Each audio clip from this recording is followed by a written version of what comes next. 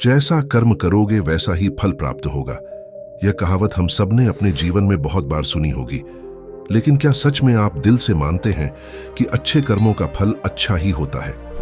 अंदर से कोई स्पष्ट उत्तर नहीं आ रहा होगा, क्योंकि हम अपने आसपास ऐसे बहुत से लोगों को देखते हैं जो जीवन भर अच्छे कर्म करते रहते हैं, लेकिन इसके बावजूद उन्हें अच्छे फल प्राप्त नहीं हो पाते। एक नौजवान किसी परीक्षा में पास होने के लिए कड़ी मेहनत करता है, लेकिन उस परीक्षा के परिणाम में उसे निराशा ही हाथ लगती है। तो फिर इससे तो यही सिद्ध होता है कि जिन महापुरुषों ने ऐसा कहा है कि अच्छे कर्मों का फल अच्छा ही होता है, या तो वह महापुरुष गलत थे या फिर हम कर्मों का लेखा जोखा समझ ही नहीं पाए। पर आप चिंता मत करिए, क्योंकि आज की कहानी सुनने के बाद आपकी कर्मों के बारे में सोचने की दृष्टि एकदम स्पष्ट हो जाएगी। कहानी को आखिर तक सुनने के बाद भी अगर आपके मन में कर्मों के बारे में कोई सवाल रह जाता है, तो आप कमेंट में अपने सवाल जरूर पूछना, क्योंकि आपके सवाल ही हमें चिंतन करने पर मजबूर करते हैं। तो फिर चलिए शुरू करते हैं अपनी कहानी को। बहुत समय पहले की बात है। किसी गांव में सोहन और मोहन नाम के दो भाई रहते थे। पूरा गांव जानता था कि वह कहने को तो भाई थे, लेकिन भाई जैसा प्रेम उन दोनों में नहीं था। सोहन बड़ा था और मोहन से वह बहुत तेज और चालाक था। उसने मोहन के हिस्से में आने वाली खेतीबाड़ी की जमीन भी खुद हड़प ली थी। इसीलिए मोहन के परिवार को बड़े ही कष्ट के दिन झेलने पड़ रहे थे। मोहन की पत्नी अक्सर बीमार रहा करती थी और उसके पास उसके इलाज तक के पैसे नहीं थे। लेकिन अपने भाई से विपरीत मोहन बड़े ही शीतल स्वभाव का इंसान था। वह कभी भी किसी के साथ बुरा नहीं करता था, लेकिन उसके मन में अक्सर यह सवाल उठा करते थे कि मैं किसी का बुरा नहीं करता, किसी के बारे में बुरा सोचता तक नहीं हूं, तो फिर मेरे साथ ऐसा क्यों होता है? क्यों मेरी पत्नी हमेशा बीमार रहती है? क्यों मेरे पास इतना भी धन नहीं है कि मैं अपना जीवन अच्छे से चला सकूं? क्यों मुझे मेरे कर्मों का फल नहीं मिलता है? और मेरा भाई इतना धूर्त है, इतना चालाक है, और वह हमेशा मजे में रहता है। उसे तो कोई परेशानी नहीं है। वह सोचने लगा कि शायद बुरे कर्मों का फल अच्छा मिलता है और अच्छे कर्मों का फल अच्छा नहीं मिलता, और धीरे धीरे यह संदेह उसके मन में घर करने लग गया। उसी गांव से कुछ दूरी पर एक सन्यासी अपनी कुटिया बनाकर रहा करता था। जब भी वह सन्यासी गांव में भिक्षा मांगने के लिए आता, तो सबसे एक ही बात कहता कि जो तूने किया वह तेरे हिस्से में, और जो मैंने किया वह मेरे हिस्से में। मोहन को इस बात का अर्थ कभी समझ में नहीं आया। जब वह गहरी चिंता में डूबा हुआ था, तो उसके कानों में यही शब्द पड़े कि जो तूने किया वह तेरे हिस्से, और जो मैंने किया वह मेरे हिस्से। जैसे ही यह शब्द मोहन के कानों में पड़े, वह गुस्से से तिलमिला उठा। उसने गुस्से में उस सन्यासी से कहा कि महात्मा, आप हमेशा एक ही बात का रट लगाते रहते हैं, जिसका कोई मतलब नहीं है। अगर आपकी बात सत्य होती तो मैं अपने पूरे जीवन में अच्छे कर्म करते आया हूं, तो फिर मेरे हिस्से में तो अच्छे ही फल होने चाहिए थे। लेकिन मुझे कुछ भी अच्छा फल प्राप्त नहीं हुआ। मेरी पत्नी हमेशा बीमार रहती है, खाने तक के पैसे नहीं होते हमारे पास। सन्यासी ने बड़े ही शांत स्वर में कहा कि ऐसा प्रतीत होता है कि तुम परिस्थितियों से हार मान चुके हो। कठिन परिस्थितियों ने तुम्हारी सोच पर गहरा असर डाला है। बुरे समय ने तुम्हारी सोच भी बदल कर रख दी है। तुम एक काम करना, आज शाम के समय कुछ फल लेकर मेरे आश्रम में आ जाना, फिर मैं तुम्हारे सारे सवालों के जवाब दूंगा। और यह कहकर वह सन्यासी अपना भिक्षा पात्र लेकर अगले घर की तरफ निकल जाता है। शाम के समय मोहन ने कुछ फल खरीदे और गांव से दूर उस सन्यासी की कुटिया की तरफ निकल पड़ा। जैसे जैसे वह रास्ते पर आगे बढ़ रहा था, उसे अथाह शांति का अनुभव हो रहा था। क्योंकि रास्ता गांव से दूर था, इसीलिए उसमें कोई हलचल नहीं थी। बस रास्ते में जगह जगह कुछ लंगूर और बंदर दिखाई दे रहे थे। मोहन के मन में आया कि वह कुछ फल उन बंदरों और उन लंगूरों को खिला दे, लेकिन फिर उसने सोचा कि अगर मैं फल लेकर सन्यासी के पास नहीं गया तो मेरे सवालों के जवाब मुझे नहीं मिलेंगे। इसीलिए वह बंदरों से फल बचाता हुआ उस सन्यासी की कुटिया तक पहुंच गया। जैसे ही मोहन उस कुटिया में पहुंचा, वैसे ही सन्यासी बोल पड़ा, अगर मन में था तो यह फल बंदरों को खिला क्यों नहीं दिए? यह सुनकर मोहन आश्चर्यचकित हो गया कि सन्यासी को कैसे पता चला कि उसके मन में बंदरों को फल खिलाने की इच्छा उठी थी। उसने पूछा कि महात्मा, आपको कैसे पता चला कि मैं बंदरों को फल खिलाना चाहता था? सन्यासी ने बड़े ही शांत स्वर में कहा कि जरूरी यह नहीं है कि मुझे कैसे पता चला, हम तो सन्यासी हैं, सबके मन की बात पढ़ लेते हैं। जरूरी यह बात समझना है कि जिस तरह एक बछड़ा हजारों गायों के बीच अपनी मां को ढूंढ लेता है, उसी प्रकार कर्म अपने कर्ता को ढूंढ ही लेता है। यह कर्म मेरे हाथों ही होना लिखा था।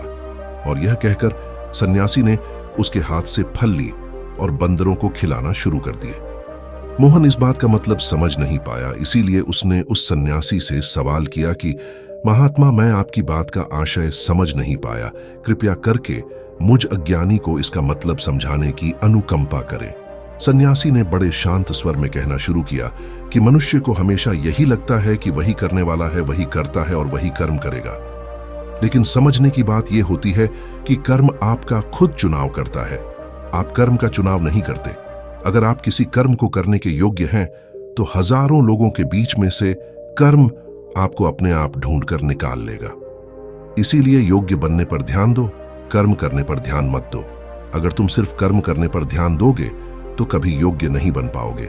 योग्य बनने के लिए जिन कर्मों की आवश्यकता होती है, पहले उन छोटे छोटे कर्मों को करना शुरू करो, और जब तुम योग्य बन जाओगे तो बड़ा कर्म, या कहें कि मुख्य कर्म, या फिर जिस कर्म के लिए तुम बने हुए हो, वह कर्म तुम्हारे पास खुद चलकर आएगा। उदाहरण के लिए तुम इन बंदरों को देखो।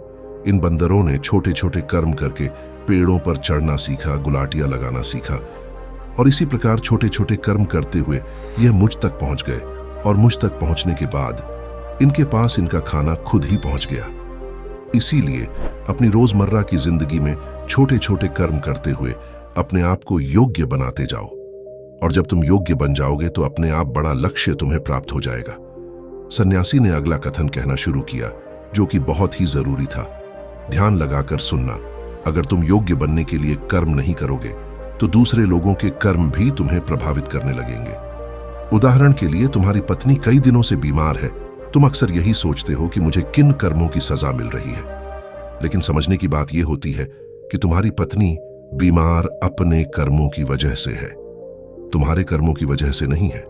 तुम्हारे कर्म तो अच्छे हैं, लेकिन क्या पता तुम्हारी पत्नी के कर्म अतीत में अच्छे ना रहे हो, जिसकी वजह से वह बीमार हो गई हो, और तुम्हारी पत्नी के कर्मों की वजह से तुम्हें भी दुख झेलना पड़ रहा है। और इसी प्रकार बहुत से मनुष्य अपने बच्चों की वजह से, अपने परिवार की वजह से खुद दुख झेल रहे होते हैं। लेकिन जरा सोचो, अगर तुम योग्य होते तो तुम अपनी पत्नी का खुद इलाज करवा पाते, उसकी बीमारी दूर करवा पाते, और क्या पता अगर तुम योग्य होते तो तुम्हारा किसी दूसरी स्त्री के साथ विवाह हुआ होता जो स्वस्थ होती, लेकिन इसीलिए तुम अपनी पत्नी की वजह से खुद दुख झेल रहे हो। अगर तुम योग्य बन जाओगे तो दूसरे लोगों के कर्म तुम्हें प्रभावित नहीं कर पाएंगे। सन्यासी ने मोहन को चेतावनी देते हुए कहा कि याद रखना मोहन, आपको वह नहीं मिलता जो आप चाहते हो, बल्कि वह मिलता है जिसके आप योग्य होते हो। इसलिए अपनी योग्यता को बढ़ाने पर काम करो, उसके लिए कर्म करो। कर्म का फल पाने के लिए कभी कर्म मत करो। मोहन ने सन्यासी से हाथ जोड़कर एक सवाल पूछा कि महात्मा, मुझे यह बताने की अनुकंपा करें कि मैं अपनी योग्यता किस प्रकार बढ़ा सकता हूं ताकि मेरा मुख्य कर्म मुझको खुद ढूंढ सके। सन्यासी ने बड़े ही शांत स्वर में कहना शुरू किया कि तुम्हें इसके लिए बड़े ही सरल उपाय करने होंगे। जैसे सबसे पहला उपाय है कर्म करके भूलते जाओ।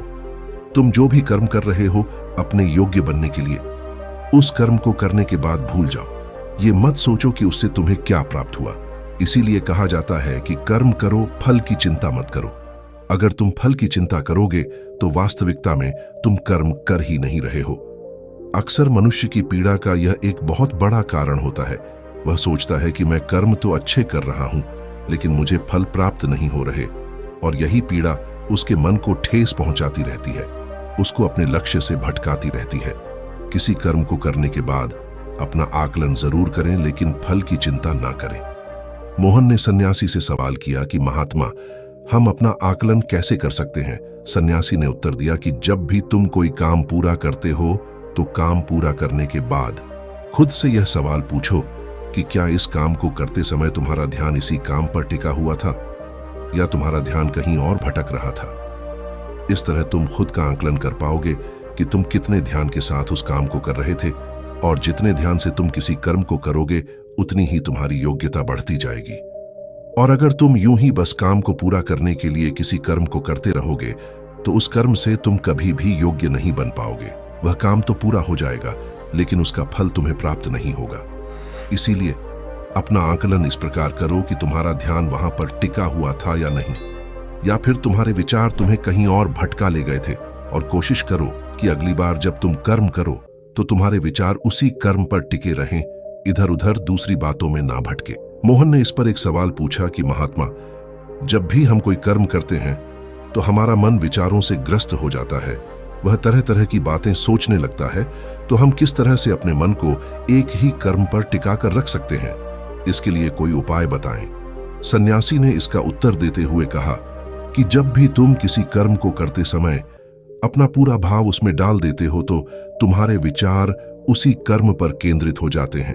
पूरी निष्ठा, प्रेम और सद्भाव के साथ किया गया कर्म तुम्हारे विचारों को इधर उधर नहीं भटकने देता।